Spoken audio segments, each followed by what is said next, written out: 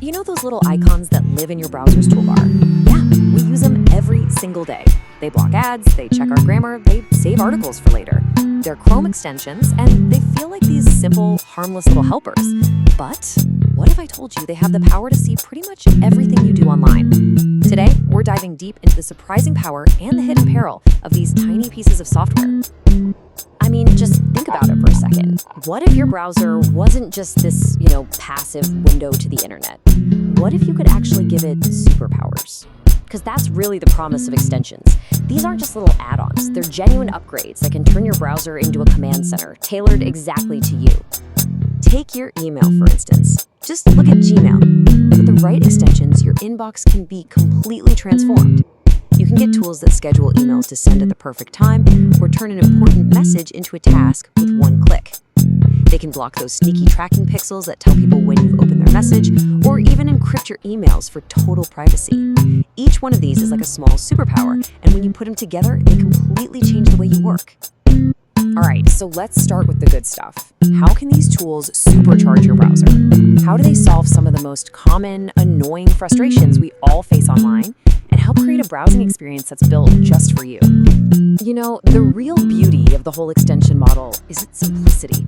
You've got a problem? There's almost certainly an extension for that. If you're someone who's constantly drowning in a sea of open tabs, a tool like OneTab can instantly collapse all of them into one neat little list, saving your computer's memory. Or maybe you're worried about typos in a super important email. Well, Grammarly acts like your own personal editor right there inside the browser. It's problem solving in its purest and most direct form. So, all this power, all this convenience, and it's usually free. It does feel a little too good to be true, doesn't it? Well, that's because sometimes it is. When we give these tools access to our browser, we might be paying a hidden price. A price that's measured in our privacy and our security. And that brings us to the darker side of extensions. Because behind that friendly, helpful-looking icon, there can be some very real dangers lurking. So let's break down exactly what those hidden risks are. And look, this is not some hypothetical threat. We have a real-world cautionary tale. It's the story of the Great Suspender. This thing was a hugely popular extension loved by millions for saving computer memory. But in 2020, it was quietly sold to an unknown company. A little while later, a new update was pushed out, and hidden inside was malicious code designed to track users and steal their data. Google eventually caught on and removed it from the store, but not before millions of people were exposed. It is the perfect, chilling example of how a tool you trust can turn against you, literally overnight.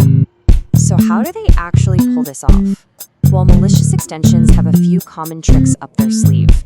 It often starts by requesting permissions that are way too broad for what they're supposed to do.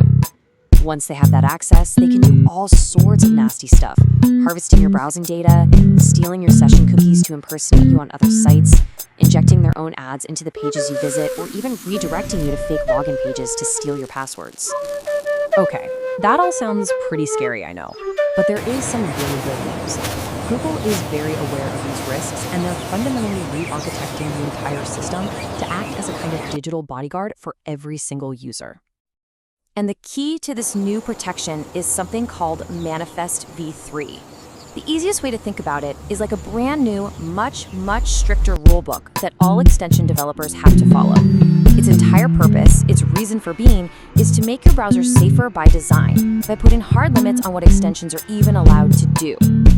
And this chart really shows the critical changes. So under the old system, Manifest v2, extensions could basically look over your shoulder and read all the data flowing between you and a website. They could also download and run code from a remote server, which is exactly how the Great Suspender went bad. Manifest v3 completely changes the game. First, it flat out prevents extensions from running remote code, period. And crucially, it gets rid of that all-seeing ability to inspect your traffic. Instead, extensions have to give the browser a list of rules for what to block, and then the browser does the blocking itself. The extension never actually sees your sensitive data. So the crucial point here is this. Manifest v3 isn't just a simple patch, it's a fundamental shift in philosophy.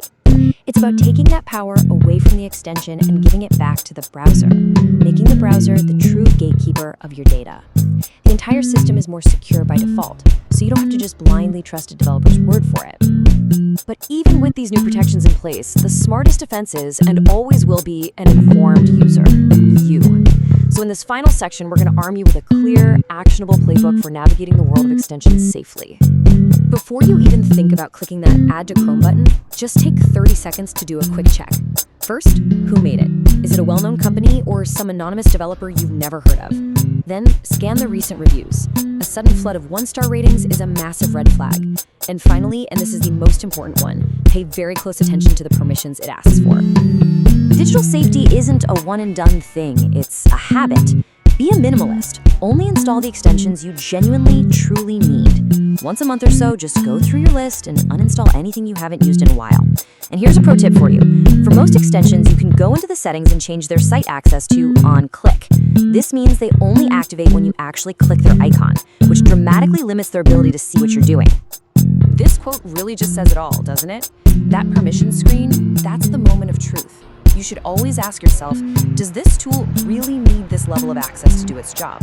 A simple note taker should not need permission to read and change all your data on websites you visit. If the request doesn't match the function, that is a huge blinking red flag. Just don't install it. And really, that's what this all comes down to. Your browser is your window to the digital world.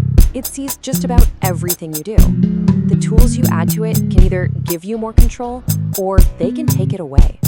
The key is to be deliberate, to stay informed, and to make absolutely sure that you are always the one in charge.